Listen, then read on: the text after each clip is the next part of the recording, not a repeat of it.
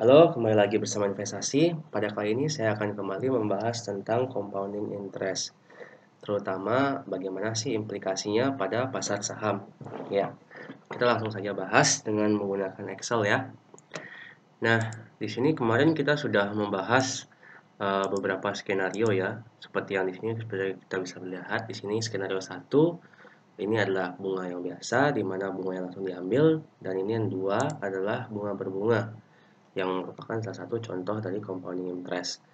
Nah, tetapi biasanya compounding interest ini akan sangat mudah terlihat implikasinya pada investasi yang memiliki bunga yang tetap. Contoh paling realnya apa ya? Contoh paling realnya adalah deposito. Nah, misalnya apabila kalian ke bank untuk melakukan deposito, biasanya mbak-mbak customer service-nya akan memberikan dua pilihan.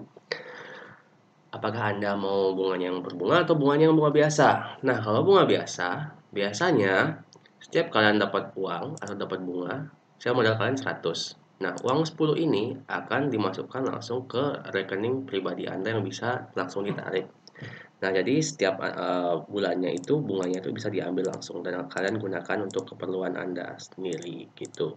Nah, tetapi apabila bunganya berbunga, maka bunganya ini nggak bakal ditransfer ke rekening kalian, namun diendapkan dan akan dibungakan kembali. Nah, itu sih bedanya. Dan skenario-nya pun sama seperti tabel yang ada di sini. Seperti itu. Nah, tapi bagaimana sih implikasinya kalau di pasar saham? Kalau di pasar saham kan dia bunganya nggak tetap ya. Saham itu kan kadang naik atau kadang juga turun. Nah, mari kita langsung saja bahas dengan menggunakan contoh yaitu Bank BCA. Nah, pertama-tama kita akan buka investing.com ya untuk melihat pergerakan dari harga saham Bank BCA. Di sini kita akan melihat pergerakan harga saham Bank BCA dari 10 tahun yang lalu, yaitu tahun 2010 pada bulan April ya. Kita ambil bulan April ya karena sekarang bulan April, jadi bulan April. Nah, di sini bisa terlihat harga saham pada bulan April tanggal 1 yaitu 5450. Nggak ada tanggal 14 ya, kita pakai tanggal 1 aja.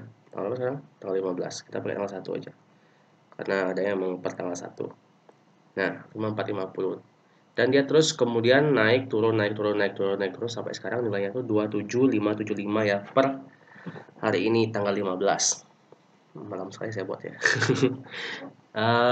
Nah, di sini kan terlihat jelas bahwa dia saham tuh kadang naik, kadang turun. Nah, di sini walaupun dia naik atau turun, kita bisa menghitung bunganya dia dari 10 tahun lalu ke sekarang itu, pertumbuhan dia per tahun itu berapa sih? Nah, itu kita bisa menggunakan konsep yang namanya compound annual growth rate. Nah, di sini kita bisa melihat, saya tahun 2010 dia 5450, tahun 2011 4 dia nilainya 7400 dan seterusnya. Nah, ini saya sudah masukkan ke tabel. Apabila kita lihat di tabel, dia pertumbuhannya akan seperti ini ya. Jadi pada tahun 2010 nilai 5450, pada tahun 2011 7400. Nah, ketika tahun 2010 ke tahun 2011 itu terjadi pertumbuhan sebesar 36%. Dari 5400 ke 7400 atau senilai 1950. Nah, pada tahun pertama itu untungnya itu sekitar 35,78%. Jadi kalau kalian misalnya beli saham, anggaplah kalian belinya satu lot ya. Nanti kalian bisa lihat di portofolio kalian tuh, kalau kalian nggak tambah-tambah lagi ya, keuntungan kalian tuh di portofolio itu senilai 35,78%. Kalau kalian cuma punya bank BCA aja. Nah, kemudian pada tahun 2012 itu terjadi peningkatan senilai 600 atau pertumbuhan sebesar 8%. Nah, di sini nanti di portofolio kalian bisa lihat kalau kalian mendapatkan keuntungan sebesar 47%. Nah, tapi karena seperti yang kita tahu, saham itu kan nggak selamanya naik ya, kadang-kadang juga turun ya. Di sini kita bisa melihat pada tahun 2015 ke tahun 2016 itu terjadi penurunan ya.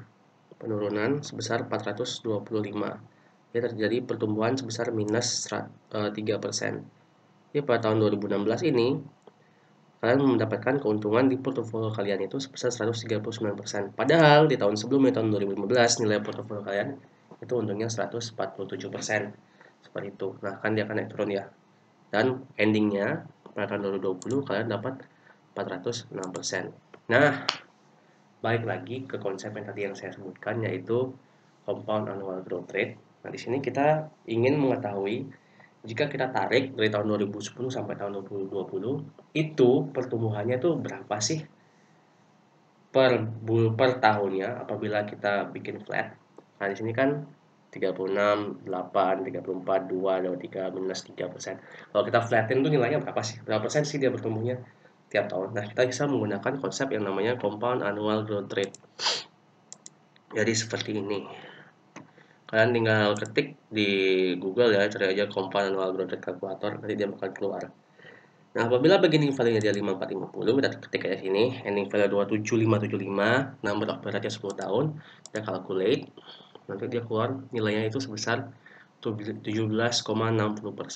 Jadi, apabila kalian memiliki investasi yang bertumbuh sebesar 17,60% per tahunnya, maka Anda kemungkinan akan mendapatkan keuntungan sebesar 406%, sama seperti Bank BCA ini. Bagaimana perhitungannya? Kita masuk sini aja ya.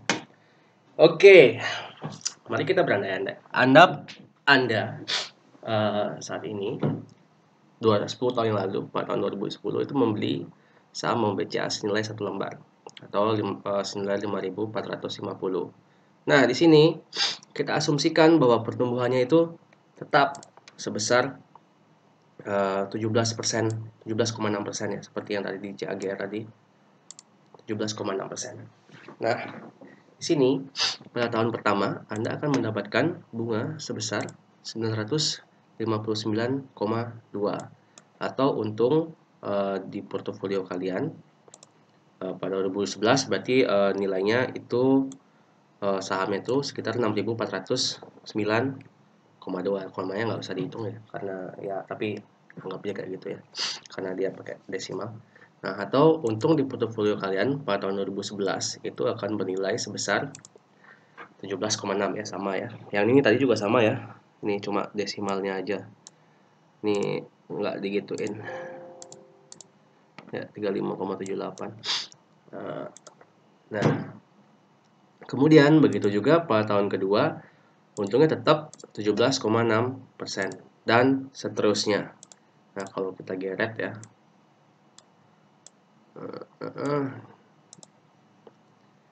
Nah, di sini akan terlihat bahwa apabila kalian memiliki investasi atau membeli saham Bank BCA senilai 5.450 pada tahun 2010 dan pertumbuhannya itu tetap senilai 17,60% per tahunnya, maka pada akhir tahun atau akhir tahun 2020 nilai investasi Anda akan senilai 2757,2,1. Selisih angka terakhir doang ya, tapi sangat mendekati. Atau sama-sama untung sebesar 406%. Nah, jadi kalau di flatten compound annual growth rate kalian CAGR kalian yaitu sebesar 17,6%.